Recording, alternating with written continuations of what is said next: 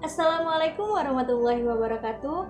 Perkenalkan, nama saya Widya Dina Oktavia, NIM A1C3 18084 dari Program Studi Pendidikan Fisika Universitas Jambi. Nah, di sini saya akan melakukan percobaan ataupun eksperimen sederhana tentang materi suhu dan kalor. Di sini saya akan melakukan eksperimen perpindahan kalor. Untuk lebih lanjutnya, yuk simak video berikut ini.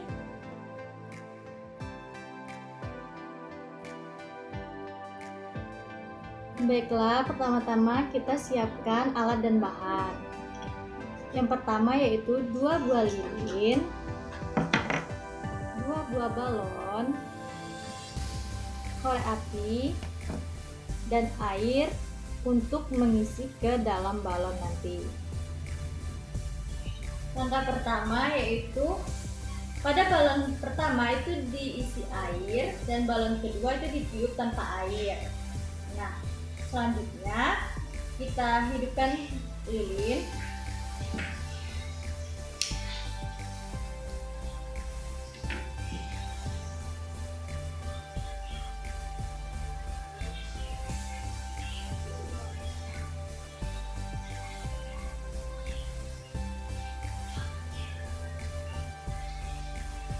Jika lilin telah hidup, maka kita melakukan percobaan. Pada balon pink ini tanpa air, dan balon yang hijau ini ada air. Sama-sama kita letakkan di atas lilin yang telah nyala tadi. Kita lihat manakah balon yang mana yang akan meledak terlebih dahulu. Kita lakukan percobaannya.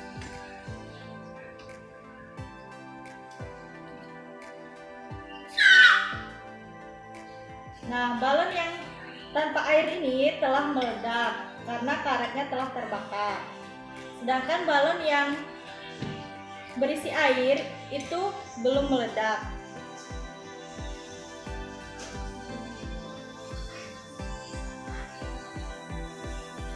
Nah, terbukti bahwa balon yang berisi air akan lama meledaknya. Dari percobaan yang telah dilakukan dapat disimpulkan bahwa kalor adalah salah satu bentuk energi yang dapat berpindah dari benda yang bersuhu tinggi ke benda yang bersuhu rendah jika kedua benda tersebut saling disentuhkan. Karena kalor merupakan suatu bentuk energi, maka satuan dari kalor menurut standar internasional yaitu joule. Nah, dari percobaan yang telah saya lakukan tadi, itu didapatkan bahwa balon yang tanpa air jika dipanaskan di atas lilin akan cepat meledak karena kalor atau panas dari lilin langsung berpindah ke karet balon sehingga balon cepat meledak. Sedangkan balon yang berisi air jika dipanaskan di atas lilin dia akan lama meledaknya. Hal itu terjadi karena kalor atau panas dari lilin berpindah ke air menyebabkan air yang ada di dalam balon akan bersuhu tinggi dan karet balon tetap bersuhu netral sehingga menyebabkan karet balon tidak mudah meledak. Dari percobaan yang telah saya lakukan didapat bahwa kalor dapat diberikan kepada benda atau diambil darinya. Kalor dapat diberikan pada suatu benda dengan cara pemanasan dan akan berdampak yaitu kenaikan suhu dari benda yang dipanaskan. Dengan demikian, jika terdapat suatu benda yang menerima kalor, maka suhunya akan naik. Sebaliknya, jika kalor dapat diambil dari suatu benda dengan cara pendinginan, maka dampak dari benda tersebut adalah penurunan suhunya. Nah, hal itulah yang dinamakan perpindahan kalor. Dari penjelasan yang telah saya jelaskan tadi, didapatlah bahwa persamaan dari kalor adalah C sama dengan I per M dikali delta T atau Q sama dengan M dikali C dikali delta T. Dengan C merupakan kalor jenis satuannya joule per kilogram dikali K. Q merupakan besaran energi, satuannya Joule, M merupakan massa, satuannya kilogram, dan delta T merupakan perubahan suhu, satuannya Kelvin. Perpindahan kalor. Pada penjelasan yang telah saya bahas tadi, bahwa kalor merupakan suatu bentuk energi yang dapat berpindah karena ada perubahan atau perbedaan suhu. Perpindahan kalor dapat terjadi dengan 3 cara, yaitu konduksi, konveksi, dan radiasi. Yang pertama yaitu konduksi.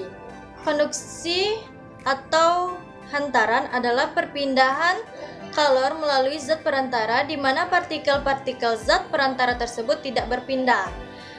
Nah, ada zat yang daya hantar panasnya baik dan ada pula zat yang daya hantarnya tidak baik.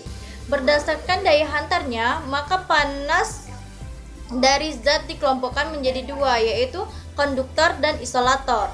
Konduktor merupakan zat yang dapat menghantarkan panas dengan baik. Contohnya yaitu tembaga, aluminium, besi, dan baja. Yang kedua yaitu isolator. Isolator merupakan zat yang kurang baik untuk menghantarkan panas. Contohnya yaitu kaca, karet, kayu, dan plastik. Kedua yaitu konveksi.